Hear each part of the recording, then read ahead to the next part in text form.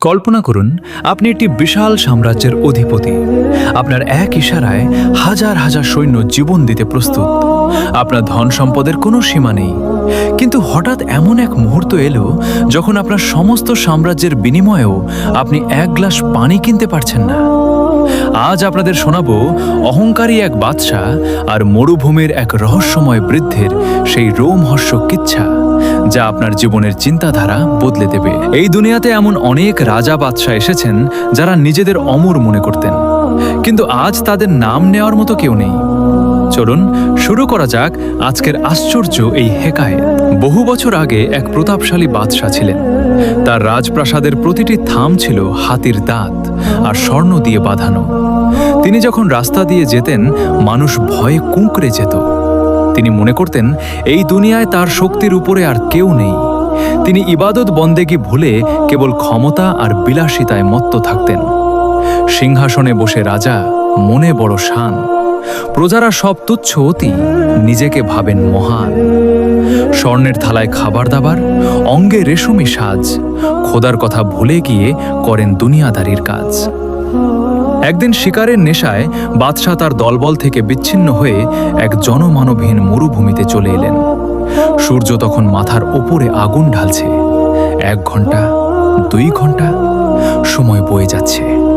বাদশাহর গলার ভেতরটা মরুভূমির তপ্ত বালুর মতো শুকিয়ে যেতে লাগলো। তিনি বুঝতে পারলেন এই মরুভূমিতে তার হিরে জহরত আর তলোয়ারের কোনো দাম নেই। তিনি কেবল এক ফোঁটা পানি খুঁজছেন। যখন বাদশাহ মৃত্যুর জন্য প্রস্তুত হচ্ছিলেন, ঠিক তখনই দূরে এক বৃদ্ধকে দেখতে পেলেন। বাদশাহ কোনো মতে হামাগুড়ি দিয়ে তার কাছে পৌঁছালেন। বৃদ্ধ শান্তভাবে একটি পেয়ালা বের করলেন, কিন্তু পানি দেওয়ার আগে তিনি বাদশাহকে এক অদ্ভুত শর্ত দিলেন। বৃদ্ধ বললেন, হে পথিক, 1 পেয়ালা পানির বিনিময়ে আপনি আমাকে কি দেবেন? তৃষ্ণার্ত বাদশাহ বললেন, আমার অর্ধেক রাজত্ব দিয়ে দেব। হাহাকার করে বুকটা রাজার। ওষ্ঠাগত প্রাণ। বৃদ্ধ হাসেন কুটির কোণে, গায়ে সে প্রভুর গান। বাদশাহ বলেন, ওহে বৃদ্ধ, পানি আছে কি তোর কাছে?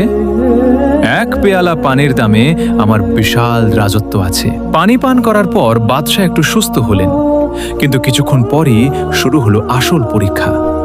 বাদশাহর প্রস্রাব আটকে গেল, পেটে প্রচণ্ড ব্যথা।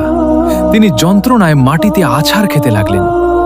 তখন বৃদ্ধ মুচকি হেসে বললেন, বাদশাহ নামদার, এখন যদি এই যন্ত্রণা থেকে বাঁচতে চান, তবে কি বাকি অর্ধেক রাজত্বও দেবেন? বাদশাহ যন্ত্রণায় চিৎকার করে বললেন, হ্যাঁ, আমি সব দিয়ে দেব, শুধু আমাকে এই যন্ত্রণা থেকে মুক্তি দাও। যন্ত্রণাতে ছটফট করেন রাজা বনের মাঝে। মুচকি হাসেন বৃদ্ধ, তবে নিজের আপন সাজে। বলেন তিনি, শোনো রাজা, নেই কি তোমার লাজ? 1 ফোঁটা পানির তরে বিলাও আপন রাজ। বৃদ্ধ তখন রাজাকে সুস্থ করে দিলেন। তিনি বললেন, হে বাদশাহ, যে রাজত্বের দাম মাত্র 1 পেয়ালা পানি আর 1 ফোঁটা প্রস্রাবের সমান, সেই রাজত্ব নিয়ে এত অহংকার কিসের? মনে রাখবেন, ফেরাউন আর নমরুদও রাজত্ব করেছিল, কিন্তু তাদের শেষ রক্ষা হয়নি। আজ যে বাদশাহর দাপটে পৃথিবী কাঁপে, কাল সেই বাদশাকে অন্ধকার কবরে পোকা মাকড়ের আহার হতে হবে। যারা আল্লাহর দেওয়া নিয়ামত পেয়ে অহংকার করে, তাদের পতন এভাবেই হয়। তওবা করো রে মন, সময় থাকতে আজ, তবেই পাবে আখেরাতে জান্নাতি সেই তাজ। দুনিয়া মিছে, আখেরাত সার। বৃদ্ধের এই বাণী চিরকাল রবে মুমিনের দিলে অমূল্য এক খনি। বৃদ্ধের এই কথাগুলো শুনে বাদশাহর মাথার ওপর যেন আকাশ ভেঙে পড়ল। তার কানে কথাগুলো বজ্রপাতের মতো বাজতে লাগলো। যে রাজত্বের দাম 1 পেয়ালা পানির সমান, সেই রাজত্ব নিয়ে কিসের এত বড়াই? বাদশাহ থরথর করে কাঁপতে লাগলেন। তার চোখ দিয়ে অশ্রু গড়িয়ে তপ্ত বালুতে পড়তে লাগলো। তিনি বুঝতে পারলেন এতদিন তিনি কিসের পেছনে দৌড়াচ্ছিলেন। বাদশাহ তখন বৃদ্ধের পায়ে লুটিয়ে পড়ে বললেন, হে আল্লাহর ওলি, আপনি আজ আমার চোখের পর্দা সরিয়ে দিয়েছেন। আমি এতদিন অন্ধ হয়ে রাজত্ব করেছি। আমাকে ক্ষমা করুন এবং আমাকে আলোর পথ দেখান। বৃদ্ধ বাদশাহর মাথায় হাত রেখে শান্ত স্বরে বললেন, ফিরে যান আপনার প্রাসাদে, কিন্তু এবার বাদশাহ হিসেবে নয়, আল্লাহর গোলাম হিসেবে। অশ্রু ঝরে রাজার চোখে, ধুলোয় মাখা গায়ে।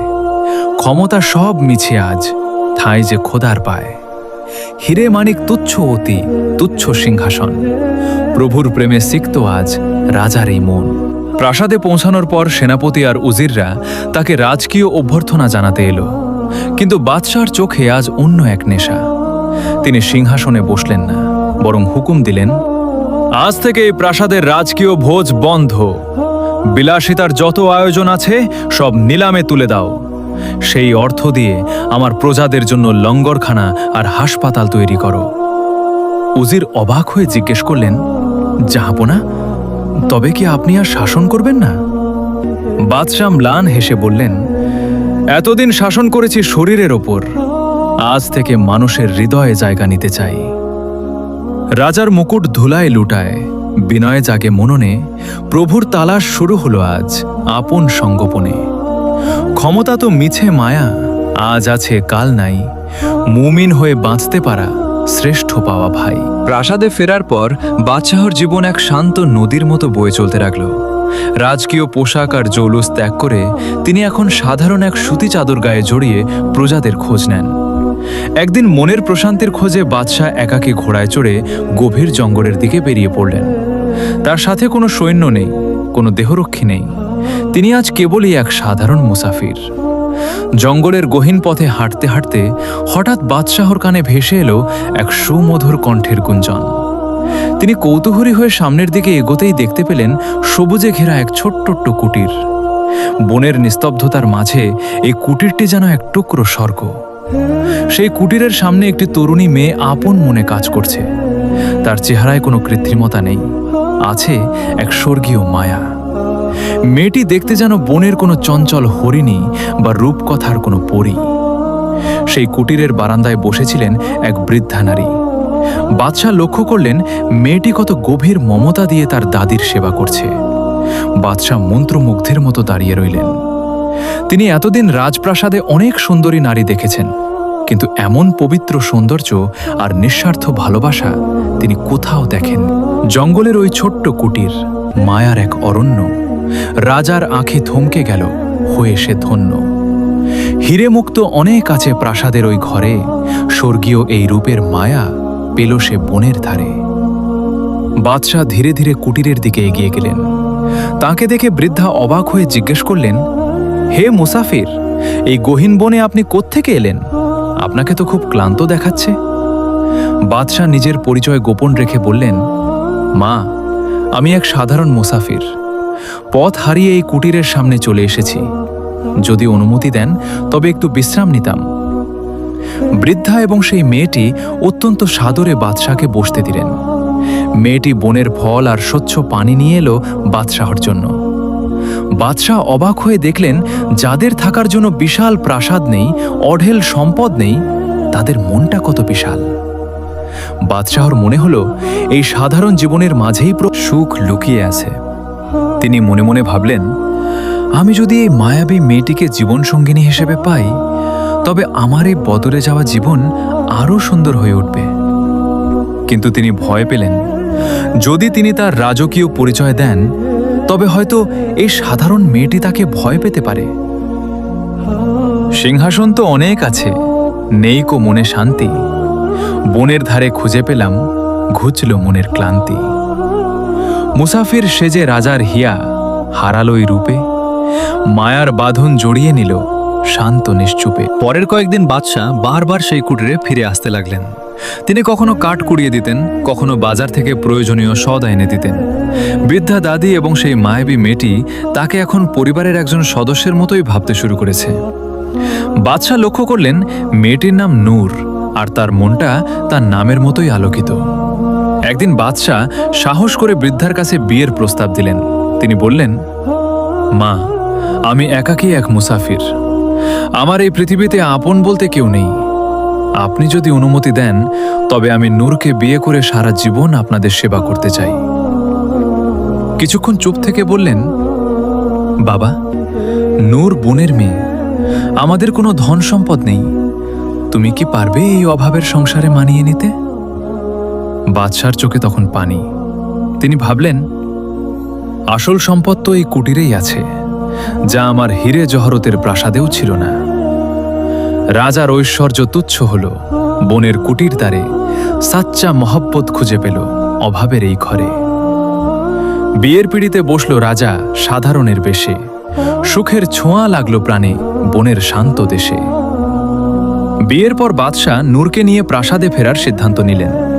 যাত্রার দিনে তিনি তার আসল পরিচয় প্রকাশ করলেন। যখন রাজকীয় পালকি আর শত শত সৈন্য বনের ধারে এসে হাজির হল, তখন নূর আর তার দাদি ভয়ে কুঁকড়ে গেলেন। বাদশাহ নূরের হাত ধরে বললেন, ভয় পেও না নূর, আমি সেই অহংকারী বাদশাহ ছিলাম যাকে মরুভূমির তৃষ্ণা মানুষ বানিয়ে দিয়েছে। আজ থেকে তুমি এই সাম্রাজ্যের রানী নও, তুমি হবে এই গরিব প্রজাদের সেবিকা। প্রাসাদে ফেরার পর বাদশাহ এবং নূর মিলে এক আদর্শ রাজ্য গড়ে তুললেন, যেখানে কোনো ভেদাভেদ নেই, কোনো জুলুম নেই। প্রাসাদের জৌলুস নূরের মন কাটতে পারল না। রাজকীয় পালঙ্ক ছেড়ে সে মাটির মেঝেতে ঠাঁই নিল। বাদশাহ অবাক হয়ে কারণ জানতে চাইলে নূর হাসি মুখে ত্যাগের মহিমা শোনাল। রেশমি বিছানা বিচ্ছে গায়ে কাটার মতন লাগে, কুটিরের সেই মাটির মায়া মোর হিয়াতে জাগে। প্রজারা মোর না খেয়ে রয়, আমি কি ঘুমাতে পারি? বিলাসিতা সব ধুলোয় মিশুক, মানবতা হোক জারি। কিন্তু প্রাসাদের দুষ্ট উজির এই পরিবর্তন সহ্য করতে পারল না। সে বাদশাহর কানে বিষ ঢালল। বাদশাহ সন্দেহের বশে নূরকে অনুসরণ করলেন। রাতের গভীরে তিনি দেখলেন নূর রাজকোষ নয়, বরং কুষ্ঠ রোগীদের বস্তিতে গিয়ে নিজের হাতে তাদের সেবা করছেন। আধার রাতে চলল রাজা সন্দেহের এক বিষে। রানী তবে কোথায় যায়, পথ হারালো কিসে?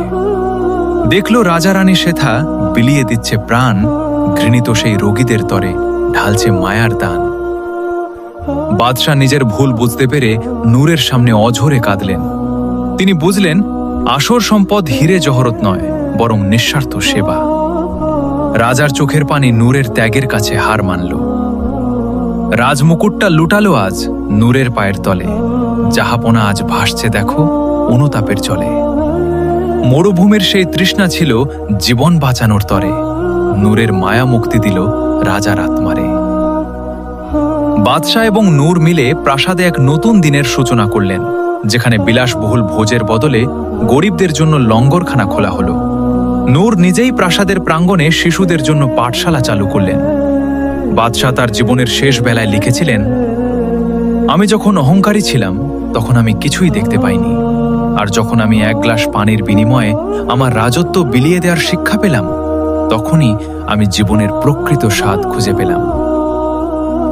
দম্ভ যখন বিদায় নেয়, হিয়া হয় যে ধন্য, রাজ্য নয় রে, প্রেমই আসল মুসাফিরের জন্য। শেষ বেলায় রবে সাথে কেবল নেক আমল, দুনিয়াটা এক মুসাফিরখানা, আখিরাতই আসল। অহংকার মানুষকে অন্ধ করে দেয়, আর বিনয় মানুষকে মহান করে। এই বাদশার জীবন আমাদের শেখায় যে আপনি কে বা আপনার কত সম্পদ আছে সেটা বড় কথা নয়, বড় কথা হলো আপনি কতটা মানবিক, কতটা সহানুভূতিশীল, আর কতটা মানুষের পাশে দাঁড়াতে পারেন। এই দুনিয়ার সবকিছু একদিন শেষ হয়ে যাবে, কিন্তু মানুষের জন্য করা ভালো কাজ সেটাই চিরকাল থেকে যাবে। আল্লাহ আমাদের সবাইকে অহংকার মুক্ত, বিনয়ী এবং মানবিক জীবন দান করুন। ভিডিওটা যদি আপনার ভালো লেগে থাকে তাহলে অবশ্যই আমাদের চ্যানেলটি সাবস্ক্রাইব করে দিবেন, আর পাশে থাকা বেল আইকনটি অন করে রাখবেন, যাতে নতুন নতুন গল্প সবার আগে আপনার কাছে পৌঁছে যায়। আমরা চেষ্টা করি আপনাদের জন্য সুন্দর, শিক্ষণীয় এবং হৃদয় ছুঁয়ে যাওয়া গল্প নিয়ে আসতে। আপনাদের ভালোবাসা আর সমর্থনই আমাদের এগিয়ে যাওয়ার প্রেরণা। তাই পাশে থাকুন, ভালো থাকুন, আর আমাদের সঙ্গে গল্পের এই সুন্দর যাত্রায় যুক্ত থাকুন। ধন্যবাদ।